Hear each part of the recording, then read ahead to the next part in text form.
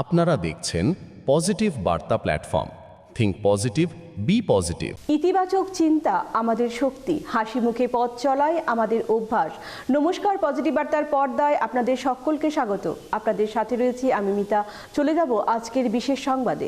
জনসচেতনতায় থ্যালাসেমিয়ার মতো কঠিন ব্যাধি থেকে মুক্তির মূল চাবিকাঠি, এই লক্ষ্যকে সামনে রেখেই পজিটিভ বার্তার উদ্যোগে 15ই ফেব্রুয়ারি ত্রিপুরা শান্তিনিকেতন মেডিকেল কলেজ ও হাসপাতালে হচ্ছে সচেতনতা শিবির।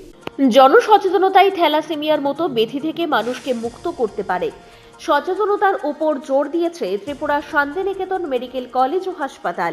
এই লক্ষ্য উদ্দেশ্যকে সামনে রেখেই পজিটিভ বার্তার উদ্যোগে 15 ফেব্রুয়ারি ত্রিপুরা শান্তিনিকেতন মেডিকেল কলেজ ও হাসপাতাল হচ্ছে জনসচেতনতামূলক শিবির। এই শিবিরকে সফল করতে সব ধরনের প্রচেষ্টা চালিয়ে যাচ্ছেন ত্রিপুরা শান্তিনিকেতন মেডিকেল কলেজ ও হাসপাতাল সভাপতি ডক্টর মলয় পিঠ।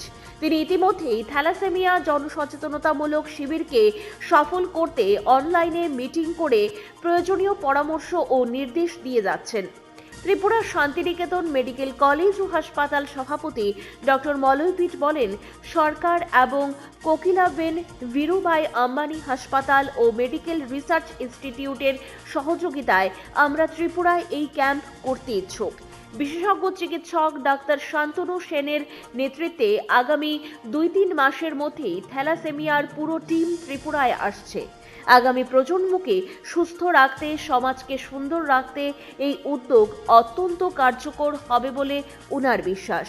শিবিরে আক্রান্ত শিশুদের প্রয়োজনীয় চিকিৎসা পরামর্শ ও পরিষেবা দেওয়া হবে। প্রাপ্তবয়স্কদের HPLC পরিষেবা প্রদান করা হবে। রক্তের মাধ্যমেই লুকিয়ে থাকে মানুষের জীবন, অথচ সেই রক্তের জিনগত এক ক্ষুদ্র ত্রুটি কখনো কখনো মানুষের জীবনে ডেকে আনে দীর্ঘস্থায়ী যন্ত্রণা, অনিশ্চয়তা এবং মৃত্যু।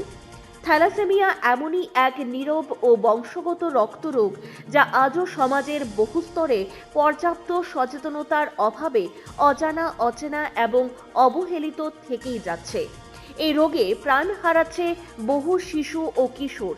এই বাস্তবকে গভীরভাবে উপলব্ধি করে ভবিষ্যৎ প্রজন্মকে এই মারণ ব্যাধির হাত থেকে রক্ষা করার লক্ষ্যেই এই জনসচেতনতা শিবির। সমাজের সকল অংশের মানুষ সচেতন হলে আমরা থ্যালাসেমিয়া মুক্ত ভারত গড়ে তুলতে পারব। ব্যুরো রিপোর্ট, পজিটিভ বার্তা। মুখ্যমন্ত্রী জনজাতি বিকাশ যোজনায় লাভার্থীদের মধ্যে সুবিধা প্রদান করা হয়। মুখ্যমন্ত্রী ডক্টর মানিক সাহার হাত ধরে এই সুবিধা প্রদান করা হয়েছে। 4100 জন সুবিধাভোগী তাতে উপকৃত হবেন। মুখ্যমন্ত্রী জনজাতি বিকাশ যোজনায় লাভার্থীদের সঙ্গে মত বিনিময় এবং এই যোজনায় 3য় পর্যায়ে সহায়তা প্রদান অনুষ্ঠানের আয়োজন করা হয়। বৃহস্পতিবার রাজধানীর রবীন্দ্র শতবার্ষিকী ভবনে জনজাতি কল্যাণ দপ্তরের উদ্যোগে হয়েছে এই অনুষ্ঠানে উপস্থিত ছিলেন অর্থমন্ত্রী, জনজাতি কল্যাণ দপ্তরের মন্ত্রী, দপ্তরের সচিব ডক্টর কে শশী কুমার, পশ্চিম ত্রিপুরার জেলা শাসক ডক্টর বিশাল কুমার সহ অন্যান্য বিশিষ্টজনেরা।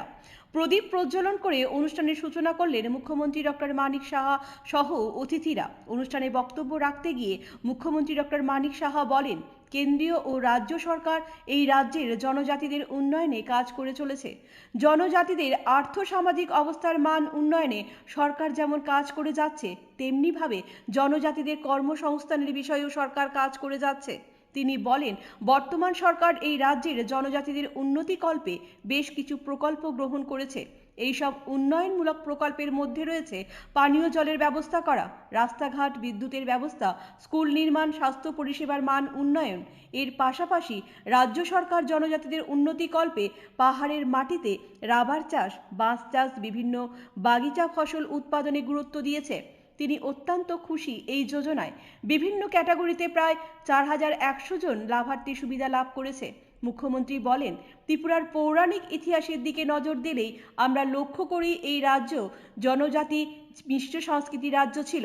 জনজাতিদের ভাষা ও কৃষ্টি সংস্কৃতিকে সংরক্ষণ করার জন্য আগে কেউ এগিয়ে আসেনি। বর্তমান ডাবল ইঞ্জিন সরকার এই বিষয়ে বেশ কিছু পদক্ষেপ গ্রহণ করেছে।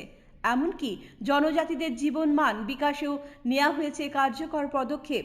এর মধ্যে অন্যতম হল মুখ্যমন্ত্রী জনজাতি Vikas Yojana. Bureau report, positive বার্তা। এখনকার মতো সংবাদ এই পর্যন্ত। পরবর্তী সমস্ত সংবাদ দেখার জন্য চোখ রাখুন পজিটিভ বার্তার পর্দায়। Think positive, be positive, positive বার্তা।